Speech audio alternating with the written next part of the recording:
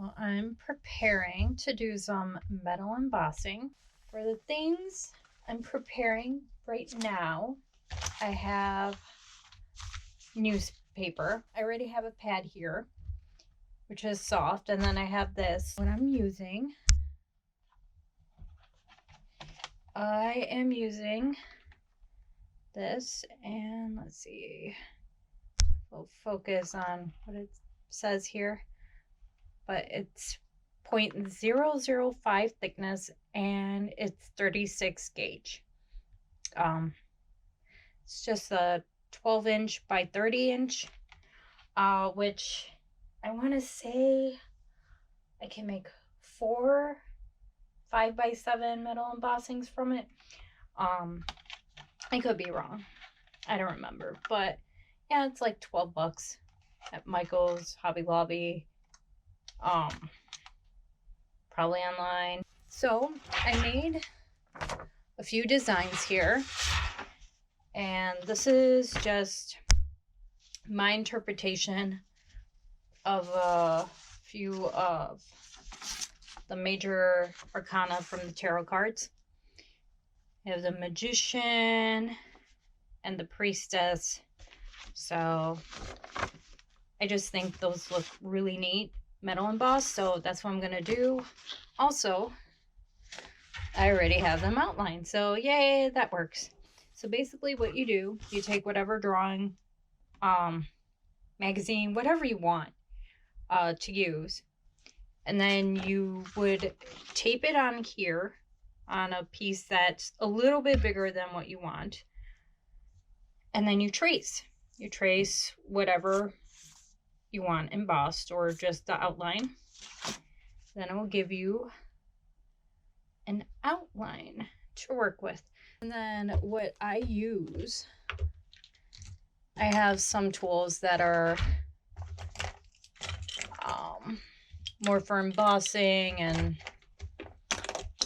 honestly I don't even know what they're for. Some of these, so they're a little bit more professional, I guess. Professional. Actually I don't know if they are or not. But then I have smudge sticks, which are wonderful. These are wonderful because they're not going to break through the copper, which that's another thing you have to be careful if you don't want to press too hard, because you do not want to break through the metal. Let's get started. All right. So, looking at this picture, I'm going to kind of examine what I want to start embossing first. I think what I'm going to do, I'm going to start with the middle. I'm going to flip it upside down, and see, you can still see the outlines. So you know what you're doing. I'm going to start gently embossing. So I'm doing with this moon, because I want it mostly curved, I'm starting from the middle. I'm putting more pressure in the middle and then working with less pressure to the sides of this moon. So I'll give you an idea. See, now, do you see how it's puffed up? Now what you do, okay, so you're embossing here. What you do now, you flip it the right way out, the side up. I use the smaller smudge sticks. I was going to use another one. Oops, see? And you kind of have to be gentle, but you're going around the outline. You're not going on the line, you're going around the outline, just to give that moon a little bit more definition. See? So now it's an embossed moon, and you'll see there's like a little dent here and here, which is fine, it'll happen. You just have to, that's why you have to be kind of careful and watch what you do. But you could just go over it on the other side and try to get rid of it as much as possible. I'll use the bigger one. Yeah. And the more mass something is that you want embossed, the better it is to get something thicker to use. Because see, I used the thinner one and there are lines. Which, I mean, if that's what you're going for, you know, do that. That's cool. But that is not what I was going for. So I'm going to just try to smooth that out. All right. See? And now you have an embossed moon. All right, let's do her dress. No, I'll just leave it. Actually, I should probably do her foot or her leg. Okay. This is going to be a little bit more embossed. So once again, I don't know if you could tell, I flipped it back. In the picture, she has a little foot on the moon. So that's what I'm trying to do. By the way, it's metal embossing. It's not going to look perfect. Like, see, that looks like a paw. Metal embossing is a little, can get a little difficult if you're doing details. That's just the nature of the beast. See, and now she has a little foot. Okay. I don't know if you could see, I added little lines here from the dress. It's a little puffed up, but that's okay. So I'm going to flip it back. And that's basically what you're doing. You're flipping it back and forth to give it the texture, that 3D look, that textured look. So it does pop out.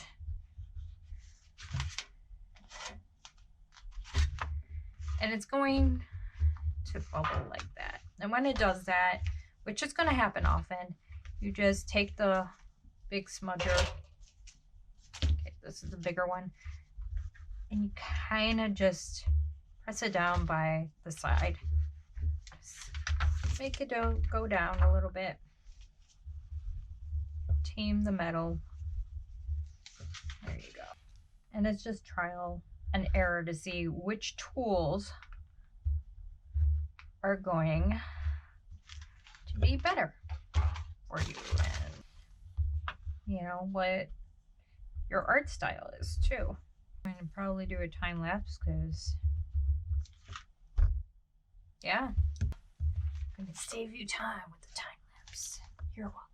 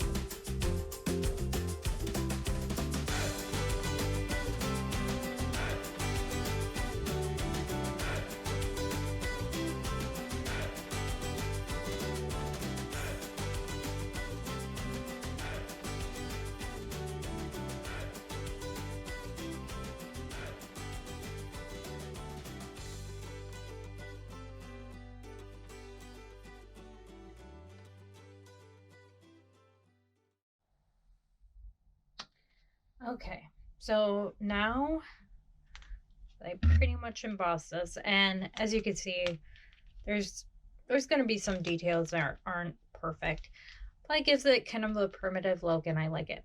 But anyway, now that I'm done embossing what I wanted to emboss, it's time to use the liver of sulfur to give it that dark patina look. So it says to use in heated water, so I'm going to have to hurry up and do this. I trimmed it so I'll actually be able to fit.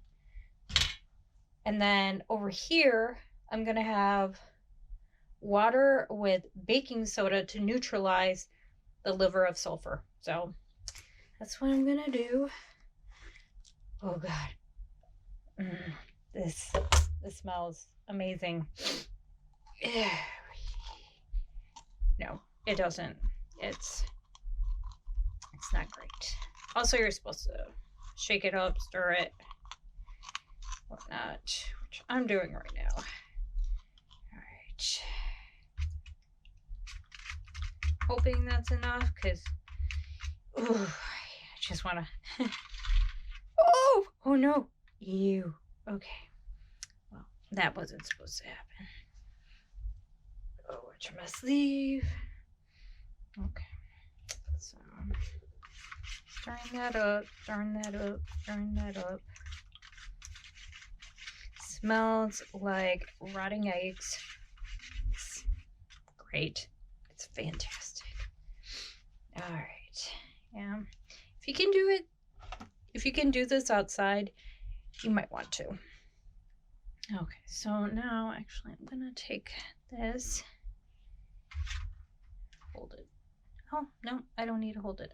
So I'm gonna let that start getting dark, and then in the other tin, baking soda. It doesn't say how much. I'm gonna assume that.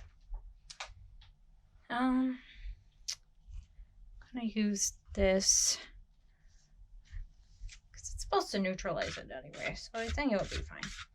I'll just say it is. Let's stir it up while that piece darkens. Wipe that up. Move this around. See how dark it's getting? It's pretty cool. Well, basically you get it as dark as you want it to be, which I think it's almost there. I do want a lot of contrast though, so I'm gonna get a little bit darker, which won't take long at all. That's what's cool about this. If you have heated water, and just a little bit goes a long way, and it gets pretty dark pretty fast. So that's nice. Okay, that's dark. All right, now see if I can just move it here, and I neutralize it. So I'm gonna let it sit there for a while. I'll at least splash it around like I did the other tin. And then comes the sanding. All right.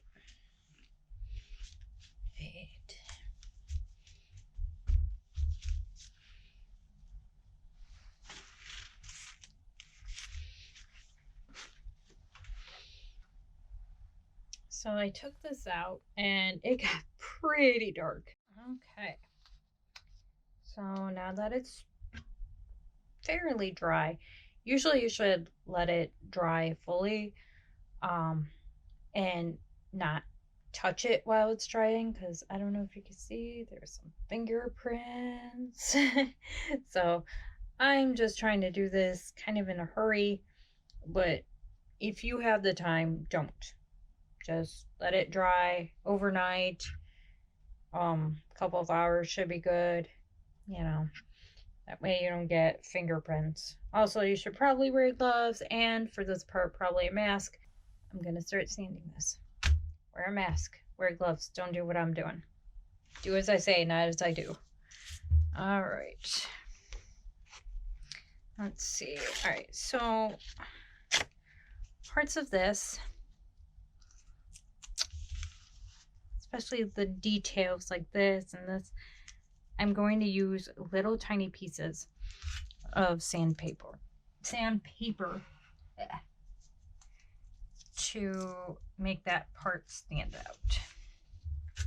So it's up to you if you want to do that before or after, or in between. But I kind of wipe it so you know what you're doing.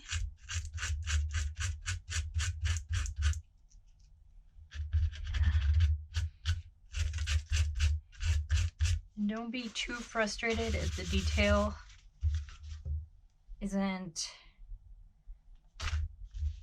as much as you would like. Like I said, this is not a project for detail orientation. Not really one of those projects. All right, you know what? I'm gonna just use the bigger piece here.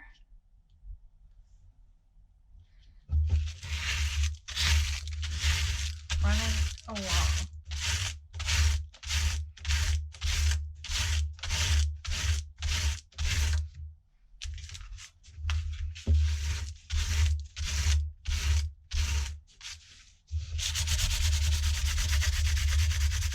Use different directions if you want. I mean, unless you're going for a style, and whatever style you want to use, whatever. I like to go different directions.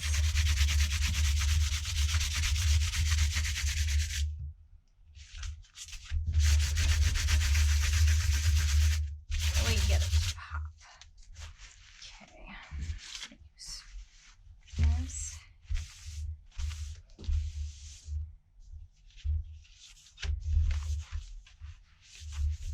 See what we got here. Okay. At this point, get most of it just like generally sanded. You can start sanding the little details, things that you do want to have pop out, things you want a little bit more contrast. This is the detailing part. Alrighty. So now that I got this, what I will do, I will put acrylic on it. It's up to you if you want to use, well, this is varnish, so it's up to you if you want to use gloss, satin, matte. It's your own personal preference. However, that will prevent this from scratching, any other modifications that you don't want. So that's usually what I do. It's up to you though. And then if you want to go further, if you want it to be a present, or you really like it and you want it to be part of, you want to hang it up, you just take a frame to size whatever the pieces. Usually I make the sizes so they fit in frames. For example, I made this 5x7, a little bit bigger than 5x7, so I can trim it. And then I pop the glass out of this and I put it in, and it's basically all done. And with the acrylic on it, it's good to go. So it's up to you, whatever you want to do with it afterwards. But there we go. Ta-da!